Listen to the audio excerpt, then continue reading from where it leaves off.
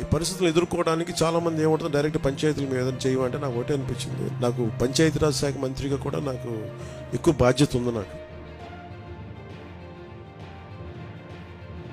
ఇంకా చెయ్యాలి, దీనికి ఇంకొంచెం నా వంతు సహాయం సరిపోవట్లేదు, ఇంకా చేయాలనిపించింది. సో దాదాపు 400 పంచాయతీలు అనుకుంటే, నేను ఒక్కొక్క పంచాయతీకి వ్యక్తిగతంగా నా తరపు నుంచి 1 లక్ష రూపాయలు డైరెక్ట్గా పంచాయతీలకు వెళ్ళాలి. మన 10,000 రూపాయలు 25,000 రూపాయలు అలాగా డైరెక్ట్ పంచాయతీ నిధుల్లో పడ్డాయో, అలాగే ఈ 1 లక్ష రూపాయలు కూడా ఇది ఎంత సహాయం అవుతుందో తెలియదు, కానీ కనీసం ఆ పారిశుద్ధ్య పనుల కన్నా పనిచేస్తే ప్రభుత్వం మీద కొంచెం భారం తగ్గుద్ది. సో నా సైడ్ నుంచి నేను ఇచ్చే 400 పంచాయతీలకి ఈ 1 లక్ష రూపాయలు చొప్పున కనీసం పారిశుద్ధ్య పనులకు కొంచెం సహాయకారిగా ఉంటుంది అనేది. ఉప ముఖ్యమంత్రి గారు పవన్ కళ్యాణ్ గారు తీసుకున్న ఈ నిర్ణయం వలన వారి అకౌంట్ లో అన్నింటిలో కూడా 1 లక్ష రూపాయలు పడిపోయింది. మీరు ఈ డబ్బుల్ని జాగ్రత్తగా ఉపయోగించుకుని శానిటేషన్ కోసం, వైద్య సేవల కోసం మీరందరూ కూడా దయచేసి ఉపయోగించుకోండి.